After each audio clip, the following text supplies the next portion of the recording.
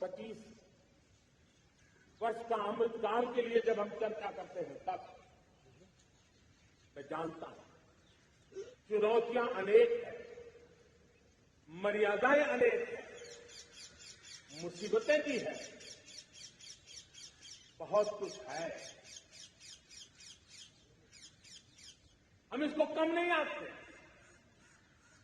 रास्ते खोजते हैं, लगातार कोशिश कर रहे हैं, लेकिन 2 विषयों को तो मैं यहां आज चर्चा करना चाहता हूं। चर्चा अनेक विषयों पर हो सकती है, लेकिन मैं अभी समय की सीमा के कारण 2 विषयों पर चर्चा करूं। और मैं मानता हूं हमारे इन सारी चुनौतियों के कारण, विकृतियों के कारण, बीमारियों के कारण इस 25 साल का अमृतकाल, उस पर शायद अगर हमने समय रहते नहीं चेते, समय रहते समाधान नहीं किए, तो वो ये विकराल रूप ले सकते।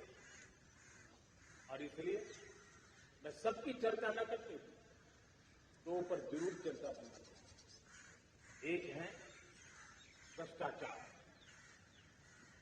दूसरा है भाई भतीजावाद, परिवारवाद। भारत जैसे लोकतंत्र में जहां लोग गरीबी से जूझ रहे हैं,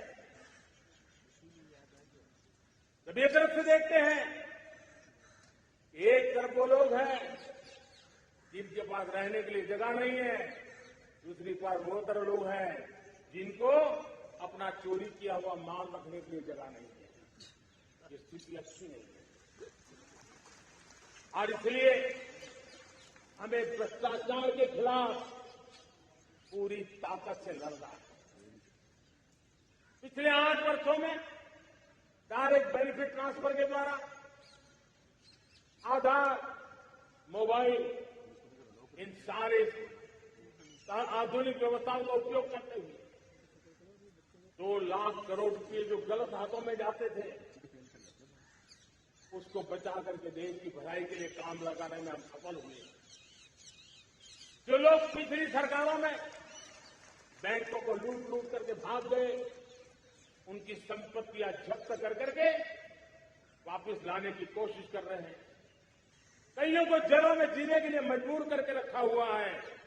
हमारी कोशिश है जिन्होंने देश को लूटा है उनको लौटाना पड़े, वो स्थिति हम पैदा करें। भाइयों बहनों, अब भ्रष्टाचार के खिलाफ मैं साफ देख रहा हूं कि हम एक निर्णायक कालखंड में कदम रख रहे हैं। बड़े बड़े चमरबंदी भी बच नहीं पाएंगे। इस मिजाज के साथ भ्रष्टाचार के खिलाफ एक निर्णायक कालखंड में हिंदुस्तान कदम रख रहा है और मैं लाल किले की प्राचीर से बड़ी जिम्मेवारी के साथ कह रहा हूं।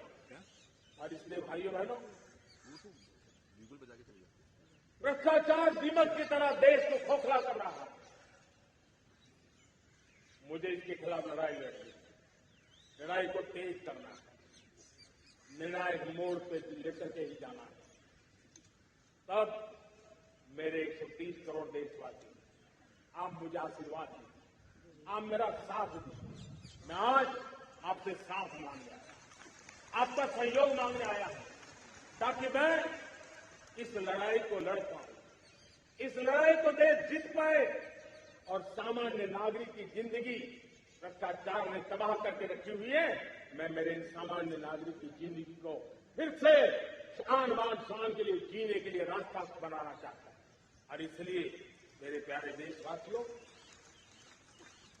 ये चिंता का विषय है कि आज देश में भ्रष्टाचार के प्रति नफरत तो दिखती है, व्यक्त भी होती है, लेकिन कभी कभी भ्रष्टाचारियों के प्रति उदारता बरती जाती है। किसी भी देश में ये शोभा नहीं देगा। और कई लोग तो इतनी बेशर्मी तक चले जाते हैं कि कोर्ट में सजा हो चुकी हो, भ्रष्टाचारी सिद्ध हो चुका हो, जेल जाना तय हो चुका हो, जेल गुजार रहे हो, बावजूद भी उनका महिमा मंडन करने में लगे रहते हैं, उनकी शान शौकत में लगे रहते हैं, उनकी प्रतिष्ठा बनाने में लगे रहते हैं। अगर जब तक समाज में गंदगी के प्रति नफरत नहीं होती है, स्वच्छता की चेतना जगती नहीं। जब तक भ्रष्टाचार और भ्रष्टाचारी के प्रति नफरत का भाव पैदा नहीं होता है, सामाजिक रूप से उसको नीचा देखने के लिए मजबूर नहीं करते, तब तक की मानसिकता खत्म होने वाली है। और इसलिए भ्रष्टाचार के प्रति भी और भ्रष्टाचारियों के प्रति भी हमें बहुत जागरूक होने की जरूरत है। दूसरी एक चर्चा मैं करना चाहता हूं, भाई भतीजावाद।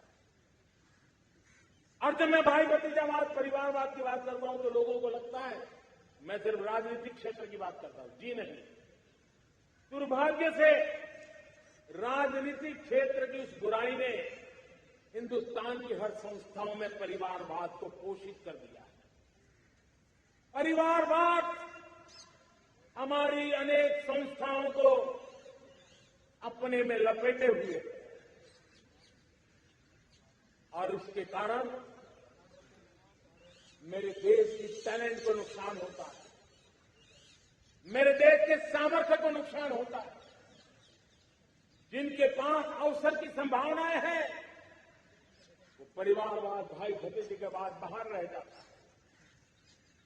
भ्रष्टाचार का भी कारण ये भी एक बन जाता है ताकि उसका कोई भाई भतीजे के कार्य आसरा नहीं है तो लगता है चलो भाई कहीं से खरीद करके जगह बना लो।